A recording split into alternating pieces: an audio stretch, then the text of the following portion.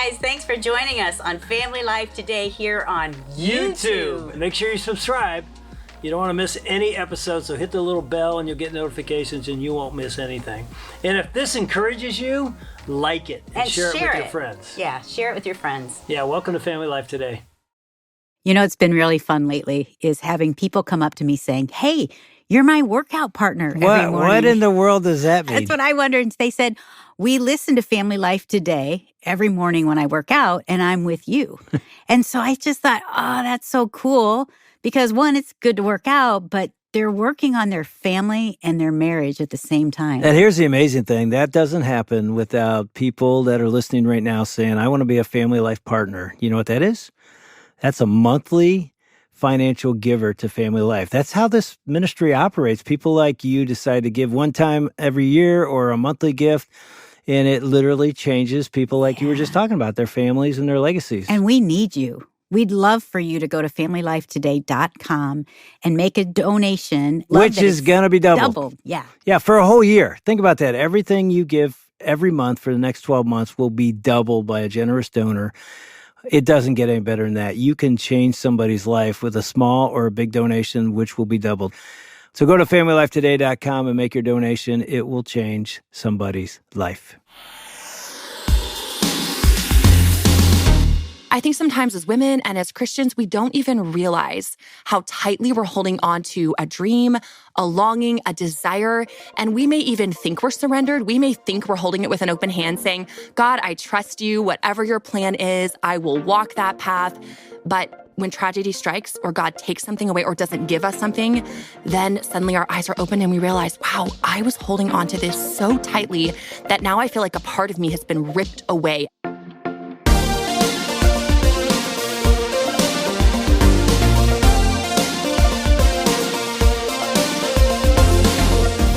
Welcome to Family Life Today, where we want to help you pursue the relationships that matter most. I'm Ann Wilson. And I'm Dave Wilson, and you can find us at FamilyLifeToday.com or on our Family Life app.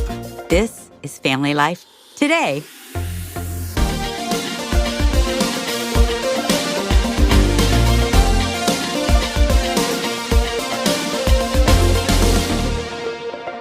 So we've had some hardship since the start of COVID. I thought you were going to say our whole life. No. Because we've had hardship. Everybody has probably. But since COVID happened, I think like a lot of people, we've gone through some really rough spots. Yeah. You want me to list them or are you going to list them? You want me to list them? Like I was thinking, I lost my mom at the beginning of it. Then I lost my dad. Every person in our family has had COVID, and thankfully, our immediate family has been okay. We've had grandbabies hospitalized. My brother was diagnosed with cancer. This is so sad, isn't it? This has just been in the last year and a half. You've transitioned out of a church that you started 30 years ago, and it was hard, like really was hard. A lot harder than I thought. Not just leaving, but just how that all goes. Yeah. It's tough. And we've had a lot of things happen that were unexpected, and they were really difficult. And so we want to talk today about how do we live a joyful life when hardship hits us and our expected dreams crash. I'm looking at you. You're almost ready to cry. I know. I just was like, oh, no wonder it's been a hard year. Well, I mean, it's been less than a month that your dad passed. Yeah. I mean, he was 92, and it was really, the time was right, but still. It's still really hard. You have no parents alive anymore. Yeah. You just don't plan for the things that'll be really hard because you have dreams of what life will be like. And then when it doesn't go that way, how do we keep that joy? You know? When it's like our plan doesn't match his plan. You know, somebody should write a book like called Not Part of the Plan. Doesn't that sound like a good book title? Yeah, well, we've got two women in the studio that actually wrote this book, Not Part of the Plan. And you guys are sisters. Kristen and Bethany, welcome to Family Life Today. Thank you so much. I mean, you have us in tears right from the beginning, right? Like, there is hope. There's hope at the end of this. And you're like, we have hope. We can help you. Yes. No, but life, it's hard. So I'm so glad we're talking about this because I know there are a lot of people who can relate to what you just said, Anne, and some of the trials and struggles we've been through. But I know for sure, and you guys too, every single one of us, we've gone through hard times. And how do we find hope in the midst of it? Yeah, and it's interesting, you know, as I went online to research you two, Wow, Girl Defined. I'm, not following Girl Defined every day because I'm not a woman, and I'm like starting to watch your videos and I'm like, you are everywhere. Tell us a little bit about Girl Defined, how it started. I mean, your sister's part of 8 siblings, right? Very tall siblings. So the poor people in front of us at church, they could never see. I mean, behind us at church, we were this giant wall of a family. And you're not kidding. So, you guys are 6 foot or taller. 6'1". Your whole family? Almost everyone is above 6 feet. The shortest is 5'10". And we always joke, like, our poor sister, she's such a shorty, And she's like, I'm 5'10". Like, oh, we feel so bad for you. But yeah, Kristen and I were only a year and a half apart. And, we both had a passion for ministry growing up, and it really was through this experience. It was kind of like we both came to, I guess, this turning point where we had to decide, okay, are we really going to follow Jesus, or are we going to kind of just follow our own desires? And both of us actually went through this process of trying out the modeling world, which was very interesting and crazy and scarring and all sorts of stuff all at the same time. Yeah, I know. You probably can't tell. I was a model as well. So me too. I get that whole world. The 5'1" model. That's something that never crossed my mind. Yeah, nobody ever called Dave us. With the bald head, you could, I don't know. Yeah, what do you think? Men's shaving head That's product. right. Yeah, that's about my only shot. But, shiny head. So you both did that for a while? Just a little bit. Yeah. I think I dabbled a little bit more than you. I don't know. For me, it was really a journey of just asking the question and looking for answers for my identity. What makes me valuable? What is true beauty? What does it mean to be a woman? Where do I find my worth, my purpose? Grew up in a Christian home, heard all the biblical things, have wonderful parents, but was really wrestling with that question. Yeah. And I remember thinking, wow, if I have the title of a model, like I am literally a model, then surely I won't have any more insecurities about my looks, my beauty. I'll be the most confident woman out there, right? And I just remember that through that journey, after 1 year, looking back on that year of being a model, I felt more insecure, more self-focused, more critical of myself, more focused on myself than I ever had been before. And it was because physical beauty, outward appearance, chasing after my identity in all of the wrong places, it was idolatry and it wasn't satisfying. And so through that, I realized, wow, if becoming a model isn't enough to satisfy what is, and that's when I really took a deep dive for myself into God's word to discover really what is God's design for my life as a woman. And through that, through my journey, Bethany's journey, us going on that journey to discover how to find God's identity for us, that's really where the passion for Girl Defined came about, because we saw younger women walking through the exact same struggles. And we're like, guys, girls, God has such a great design for us. Come along. Let's discover it together. And it's been so amazing because I think that in our generation, social media wasn't really a thing. It was, you could get mentored by people in person, but that kind of online mentorship, it wasn't as available. And now, the world we live in today, it's incredible, through books, through social media, through just YouTube and all of that. We get to be like big sisters to a lot of these young women, or just sisters in Christ, and link arms and say, hey, we know it's hard. We know when you are in your own city, kind of by yourself, you feel like I'm the only one that's trying to follow God, trying to trust God. But then you get to hear a show like this with you, or you follow, our page Girl Defined, and you realize, wow, I'm not the only one. And there are people fighting for this. There are people that want to live out God's design, that want to trust him, that want to be, for us, a woman of God.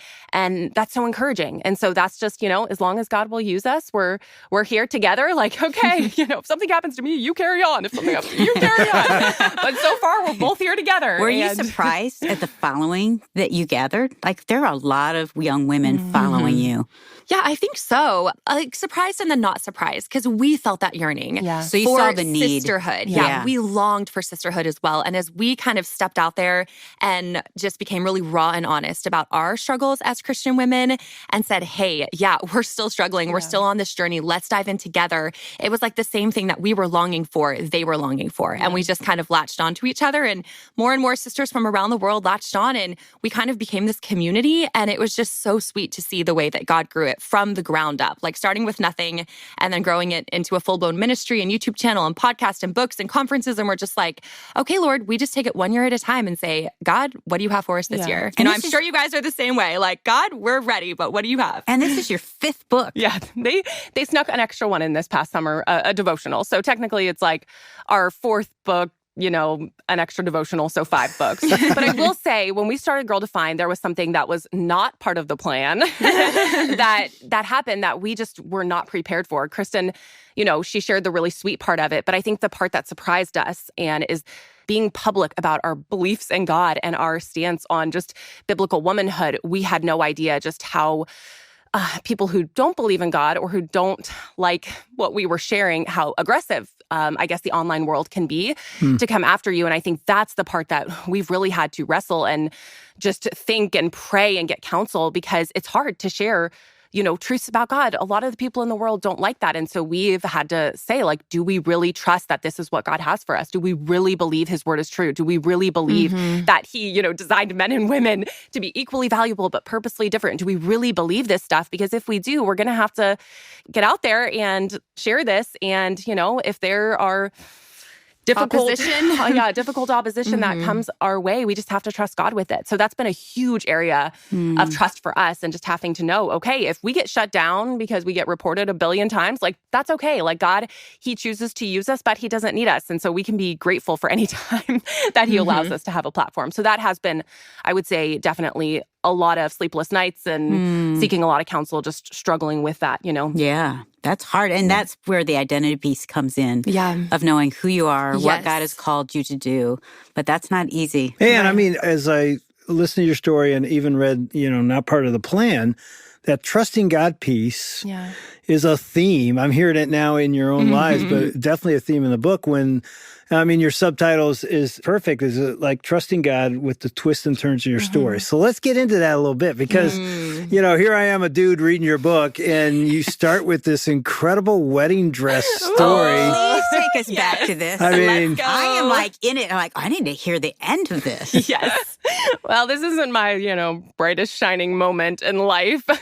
But Kristen and I are really close in age. She got married 10 years ago. So when she was getting to know Zach and, they got engaged, she did the whole wedding dress shopping scene. And of course, we have many sisters in our family. There's 8 kids, 5 of us girls, our mom, the mother-in-law, the sister, all that. So we're wedding dress shopping. I am completely single at this point, but I am a very hopeful person. So I had high hopes that my man was out there and on the horizon, ready to come and, marry me. I just didn't know where he was. And you're probably thinking, and this will just be like a year or two away. Yeah. I mean, Kristen and I are only a year and a half apart. Yeah. And growing up, we did everything together. 2 years apart. We're 2 grades apart. So it's I would start basketball, she would start basketball. I would do choir, she would do choir. Whatever it was. So we were always doing it together. So we just assumed, I'm getting married, you're right behind me. It'll happen in the next year or two. Absolutely. And so she is, going from wedding dress shop to wedding dress shop, and nothing was clicking. Nothing was just oh, that's it. I mean, she looked amazing in all the dresses, but it wasn't her. And so we go to this one particular shop, and she comes out in what I thought was the perfect, it was it. I'm practically in tears with how beautiful this dress was. And she's like, I mean, it's good, but not really me. And I'm like, are you kidding? You're say yes to the dress. Yes, come on. This is your moment. And she's like, So out of nowhere, Kristen, and this is where people get confused. They think I'm the selfish sister, taking over her moment. But Kristen actually suggested that I go and try this Cinderella perfect dress on. And so the sales clerks and they're just they're just what is going on? Trying to figure out what's happening. So I literally go in the dressing room and put this dress on, and I walk out, and it is my moment. Okay, tell me what you felt like. Is it? You tried it on, you were like, oh yeah. We had videos. I mean, the mom, it was literally I was getting married. There were eruptions, the cheers. It was oh yes, Bethany, you look amazing. This is it. They're just as crazy as me, my family, so they're cheering me on, and they're like, you have to get it. You have to get it. So I'm completely... You're not engaged or even dating someone at that time. Literally because she loved it so much. Yeah. So we're all looking at this okay, if you love that dress so much and you're probably going to get married soon, you better snatch it. Because if you do get married soon, it's probably not going to be here. Exactly. So we're just thinking... The price will be higher. Yeah, just grab it while you can. I mean, that was 10 years ago. And I will say, I was single, so I didn't have that many expenses, I guess. I still lived at home. So I literally was I'm going to do it. And so I just pulled out my debit card and paid $1,000 for this dress. I wasn't looking for any particular deal. I was just, like impulse buy. And I will say, the sales clerk asked her when she checked out. So she buys a dress. I don't. You don't find your dress. I don't even find a dress. So she buys one. I don't. And the sales clerk asked her when she's checking out, so honey, when is your big day? I forget what I said. You're like, I'm still working on that. Still working on it. I came home. I was so excited, but also so embarrassed at the same time that I remember, anyone who wasn't at the shop, I literally did not tell. Like none of my friends, no one knew that I had bought this wedding dress. I stuffed it in the back of my closet. And I just remember thinking like, well, my day is going to come soon, So sure. This probably won't sit here for that long. And it's just crazy because Kristen ended up finding her dream wedding dress, ends up getting married. And I'm still, very like 21 or 22 at this point. Tell me this. Yeah. What were your expectations? Oh, yeah. As a little girl, Totally. You guys grew up together. You did everything together. So what was your dream? Oh, yeah. I mean, like I said, I grew up in a big family. I loved the idea of getting married young. I wanted to have, literally when I was young, I was like, I want to have 20 kids. Now I have one and I'm like, what was I thinking? Big families, it's awesome. But I'm like, I just remember thinking like, I love romance. I want to get married. That's what my life is going to be about. That's how I'm going to serve God. And that is God's best plan for me because marriage is wonderful. Being a mom is wonderful. And all of those things are. And I just thought, God, this is your best for me, and this is how I can serve you best. So this is what needs to happen. Yes. I very much had a box that I was putting God in. He can't be put in a box, but in my mind. And I was thinking like, of course, I can serve you. I can love you. I can trust you because this is the plan for my life. And I've got the dress. I'm ready to go. That's what I was thinking. It almost sounds like an act of faith. Like, God, I know you're going to do this. I believe so much. I'm going to buy this dress. It's like a reverse act of faith. Yeah. But that's what we were saying at the beginning. We have these plans and expectations that this is what my life is going to look like. This is what you're going to do, right, God? Yeah. And then it doesn't happen according to our timing or what we had So hoped how for. long did that dress sit in the closet?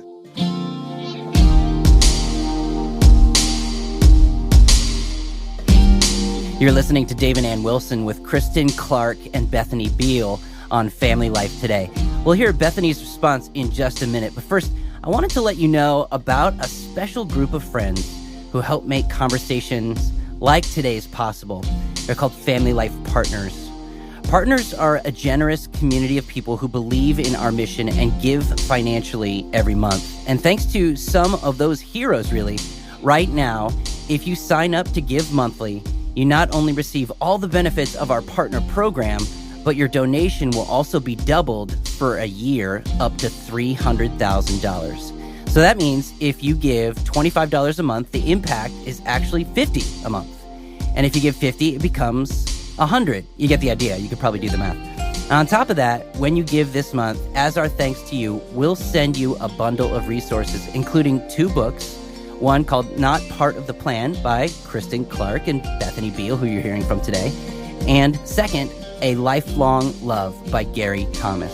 So you become a monthly partner, have your gift doubled for a year, and you get a bundle of books. It's a win-win-win, really. You can give today at FamilyLifeToday.com or by calling 1-800-358-6329. That's 1-800-F as in family, L as in life, and then the word today.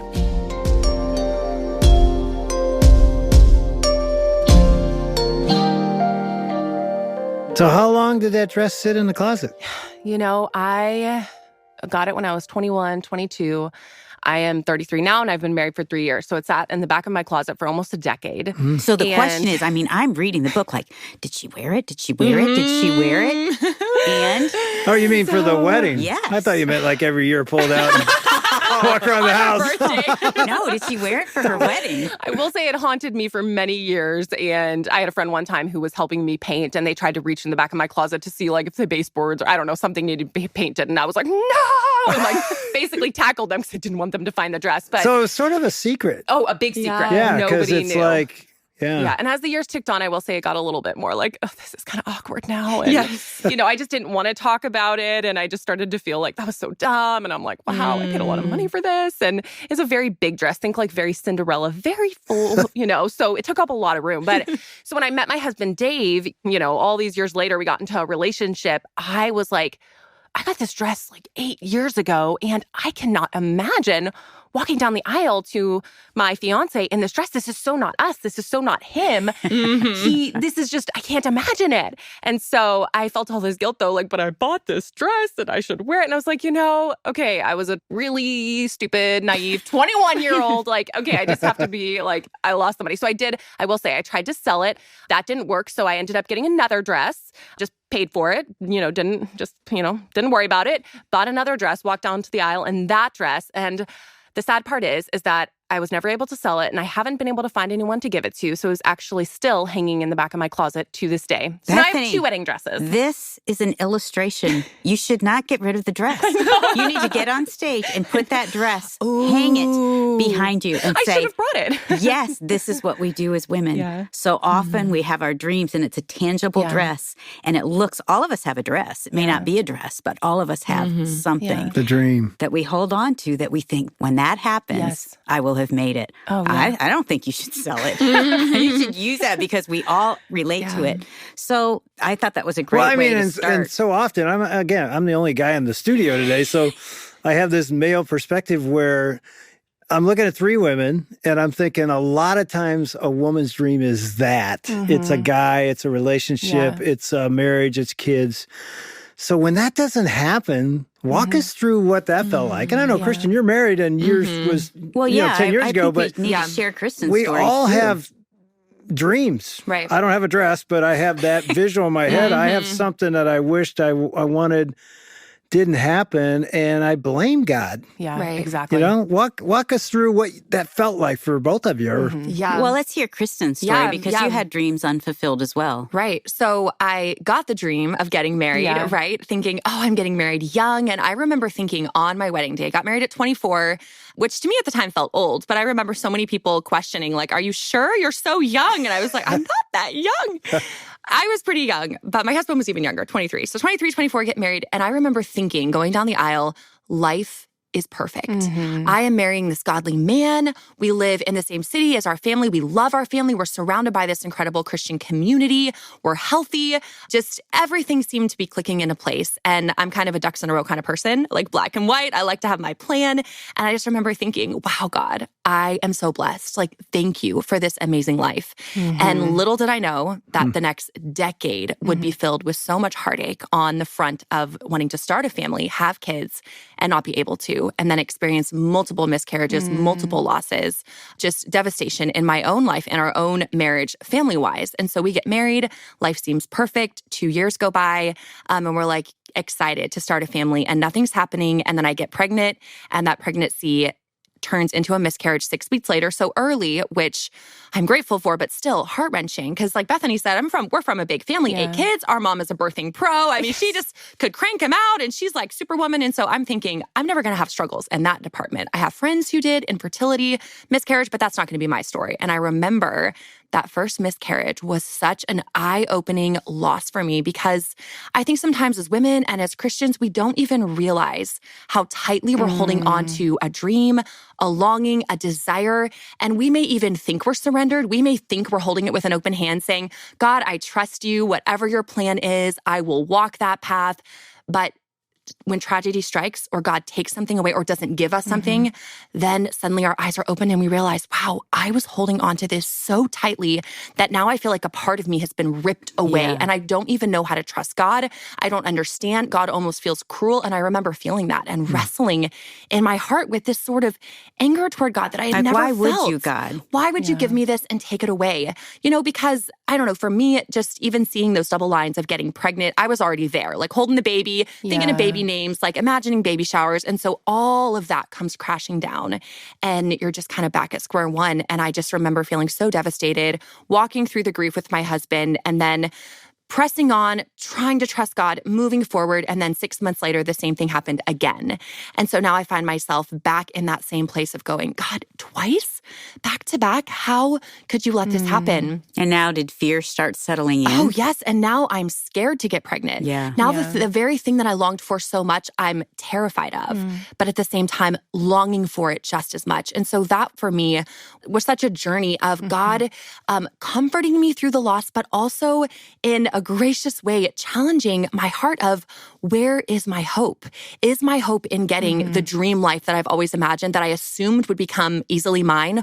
Or is my hope ultimately in God? Am I truly surrendered to the life He has for me, or the life I've scripted and then expected God to follow, right? And so for me, it was such a journey of surrender and just recognizing, wow, I really idolized this idea of having this perfect family with the white picket fence. I didn't even know I was idolizing it, but I see that now, and working through that, and then going on a journey of 4, 5, 6 years of not even being able to get pregnant, getting diagnosed with unexplained infertility, dozens of doctor's visits, and just left with way more questions than answers. And through that, just feeling like, almost like, where is my identity? Am I even a complete woman? I can't even do the very thing my body was designed to do, just feeling broken and hopeless, and having to go back to the Lord, remind my heart of His character and who He says He is, that He is a good God, even in our pain. And then long story short, share the whole story and not part of the plan, but I experienced a third pregnancy, and that one ended in miscarriage later on. So it was almost out of the first trimester. And I just remember feeling again, almost like, God, how could you let this happen? And that for me was the lowest point, I would say, in my life and spiritually. And then the hardest part was that Bethany, the hard but beautiful part, it was like this dichotomy. She ended up getting pregnant a few weeks after my miscarriage. And so here we are as sisters, always so close. We're running this ministry. I am walking through the hardest time in my entire life as she is walking through one of the most joyous times in her life. And I just remember we were walking and I just said, hey, we're very open with each other. We always have been. And so I just said, hey, like, are you pregnant? Kind of joking. And she just started crying because she was so sad to even tell me, because she knew it was going to be so hard for me to hear as I was grieving. So just even as sisters, and I know anyone listening knows what it's like to long for something or to experience a loss. And at the very same time, someone that you love, someone that you're close to is getting the very blessing that you desire. And as Christians, how do we walk that faithfully? And that's one of the hugest journeys that God took each of us on as sisters, as Christians.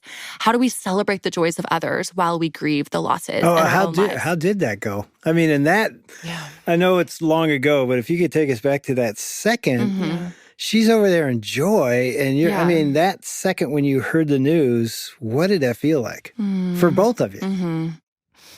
I think that it's really hard. And I haven't shared this publicly, but I've been through 2 miscarriages now too. And so thinking back to that moment is even harder, because I can understand the pain now of what that is like and just wanting that so much. And so, I was so excited for Kristen, and I would have done anything. Like, I remember praying, like, God, why can't you give her this healthy pregnancy? Why can't you give her this baby? Like, we've, haven't even been married for a year. Like, I'm super happy for her to have this. And so to know that she had just lost this baby and that this is something they've been praying for, they've been married for 10 years. And then, within 2 weeks of that time frame for me to have to tell her. And I remember truthfully on the other side, I was dreading it, I didn't want to tell her and I didn't know how. And I just remember when she asked me and I burst into tears, because it's that hard thing. Like, I love her so much. She loves me so much. And I know she was going to be so happy for me, and she was going to rejoice with me, just like I rejoiced in her marriage all those years when I didn't have my man. We're super close like that, but it's hard, and so that it was so hard just having that, like, we were on a walk in our neighborhood, and I can still remember the exact spot that we were, having to realize, like, wow, we had talked about this as an idea in the past, that I could get pregnant and that she would still be struggling with infertility, but you don't want to actually be in that moment. And so to be in that moment was so hard. And we had no idea what the future held. We had no idea, I had no idea for sure if my pregnancy would go on to be healthy and all of that. But I mean, the pain that you have walked through, so many have felt that. Like, one of our sons, his wife had 3 miscarriages and right in a row. And it just, it's that, I'm hopeful. And then your dreams and your hopes crash.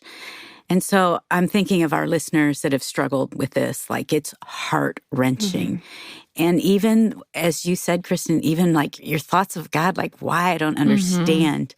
So I'm wondering, as we close, Kristen, could you pray? I'm just thinking about the moms that maybe have lost babies, but also even the moms' daughters who are struggling with infertility right now. Would you just pray? And I'd just say the husbands of those women are often forgotten. Yeah. But they're hurting as well. Yeah. Let me pray. Oh God, we come before you now, so grateful that you are not a distant God, far away from our suffering, but God, you are a near God, a Father who sent your only Son to come to this earth, to live as a human, to die a cruel death for the people that you loved, God. That is the kind of God that you are. And so we praise you that you are a God who draws near to us in our brokenness, in our suffering, that you are the one who can truly comfort us. And I want to lift up right now every woman who has ever walked through infertility, miscarriage, for every mom who's listening who suffered that or has a daughter who has, or a sister or a friend. We all know someone who has been touched by this, God. And I just pray for each of those hurting hearts, even memories that maybe stirred up right now from something that happened a long time ago. God, I pray that as you promised to be near to the brokenhearted in the Psalms, that you would draw near and that we would not push you away, that we would not get angry at you, God, but recognize that there is only hope when we run to you, when we look to you, when we draw near to you as you draw near to us, God. That is when we find hope. That is when we find peace in the midst of the storm. I pray for every woman grieving right now in the midst of that loss. God, would you comfort her heart as only you can, Lord, and help her to know that there is hope on the other side, God, because our greatest need isn't to get what we want, but to get more of you in our life. You are our true hope. And I've seen that in my own life as you have pulled me out of the pit, as you have pulled me out of my despair and my grief and set my feet on solid ground. God, we ask that you would do that for every woman and man listening as couples walk through the struggle together. Lord, draw near to us. We pray this in Jesus' name. Amen. Amen. That's Dave and Ann Wilson with Kristen Clark and Bethany Beal on Family Life Today.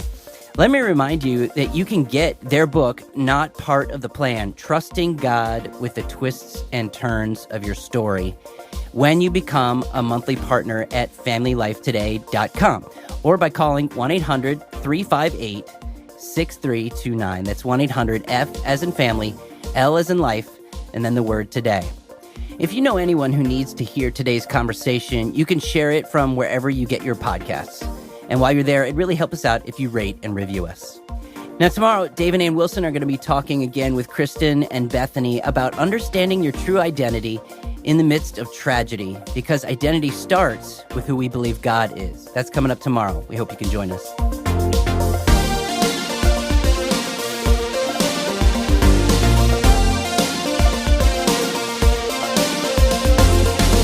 Family Life Today is a production of Family Life, a Crew ministry, helping you pursue the relationships that matter most.